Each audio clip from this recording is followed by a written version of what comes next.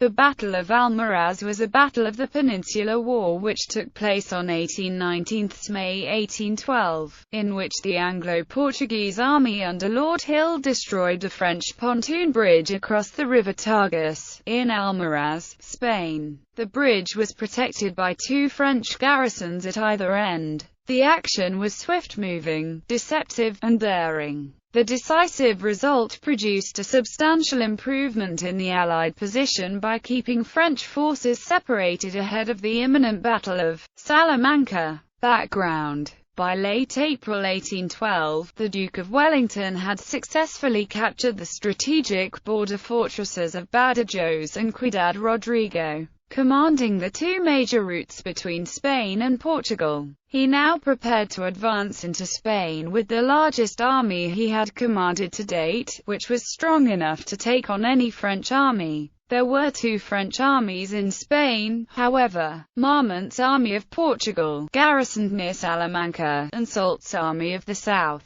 The Tagus River separated the two armies. The only bridges over the Tagus were at Toledo, Talavera, Arzobispo, Almaraz, and Alcantara. The Alcantara bridge was destroyed by the Portuguese, under Col. Maine, on 14 May 1809. The bridges at Toledo, Talavera, and Arzobispo were under French control but, according to Napier, the left bank of the Tagus at Talavera and Arzobispo was so crowded by the rugged chutes of the Sierra de Guadalupe, that it may be broadly stated as impassable for an army. Any artillery and heavy baggage moving between the two armies would have to cross at Toledo or Almaraz. The battle. The latter bridge, built by the city of Placentia under the reign of Emperor Charles V in the 16th century and known by the local people as the Albalat Bridge, was partially destroyed by the Spanish on 14 March 1809, to prevent its use by the French. The Portuguese under Colonel Maine destroyed the bridge at Alcantara on 14 May 1809, for the same reason. The French built a pontoon bridge in the autumn of 1809, just west of the Albalat Bridge. It was about 200 meters long and built with heavy pontoons. The central span was a light boat, designed to be removed at night for security. General Rowland Hill was detached with a small force to attack the pontoon bridge over the Tagus. His force, numbering around 6,000 men with 9 guns, was virtually the same as that which surprised Jean-Baptiste Gérard at the Battle of Arroyo dos Molinos, in 1811. The task facing Hill was a considerable one as the bridge of boats was protected on both banks by strong earthworks. The southern end of the bridge was protected by a bridgehead that was overlooked by Fort Napoleon. Fort Napoleon was a strong fort, capable of holding 450 men and situated atop a hill above a steep embankment. It was not a difficult climb for any attacking troops, however, and entry into the fort was eased slightly by two large scarps, rather like steps, which led onto the fort's ramparts.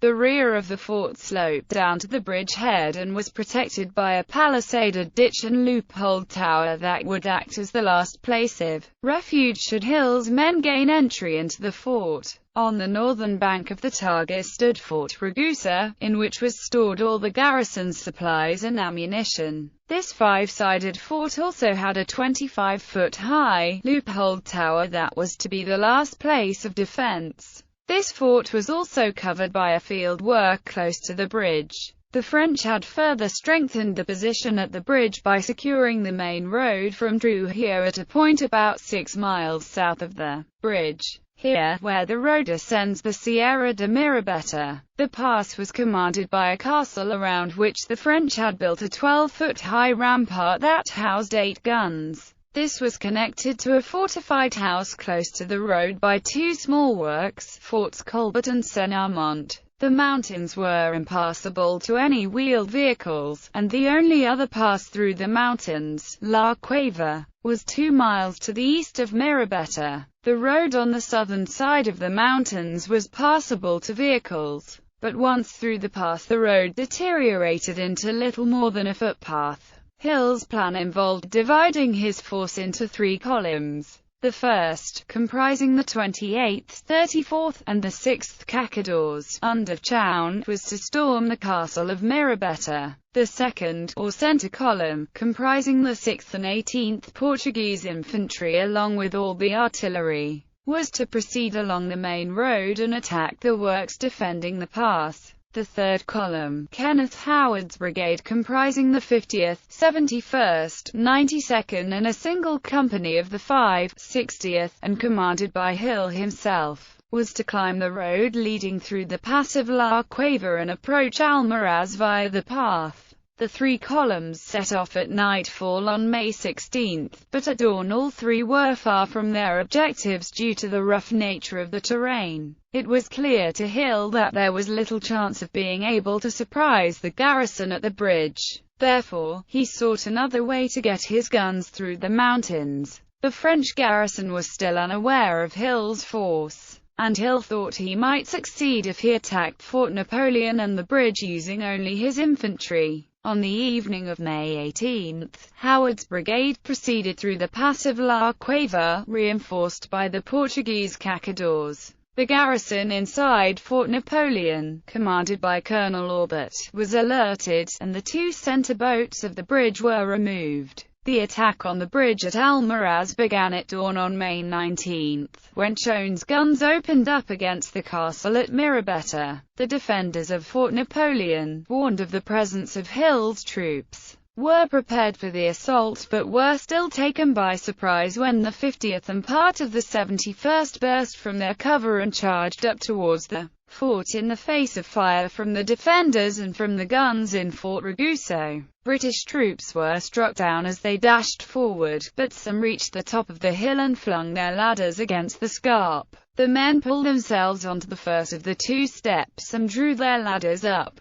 They placed the ladders on the step, climbed to the top of the ramparts, and were soon engaged in hand-to-hand fighting with the defenders along the ramparts. First up was Captain Candler of the 50th, who leapt over the parapet and was struck by several French musket balls. His men followed him, and the defenders soon began to retreat to the bridgehead. The commander of the fort, Colonel Orbit, refused to run and put up a gallant fight. He refused the offer of surrender, and a sergeant of the 50th ran him through with his pike. French troops tried to get to safety inside the tower, but were forced to surrender. The guns of Fort Ragusa were unable to fire for fear of hitting their own men fleeing to the river. The defenders of the bridgehead joined in the retreat across the pontoon bridge. The guns inside Fort Ragusa fired briefly against Fort Napoleon until answered by the captured guns. The action had lasted just 40 minutes. 4 grenadiers of the 92nd swam to Fort Ragusa and brought back some boats to repair the pontoon bridge. Soon the rest of Hill's force arrived to find the French abandoning all their works on both sides of the river. Hill had these works blown up and the bridge burned. Aftermath. The castle at Mirabetta remained in French hands after Sir William Erskine, 2nd Baronet, spread a rumour that Soult's entire force was approaching. This caused Hill, who had intended to level the castle, to retire to Trujillo and lose the chance to achieve complete success.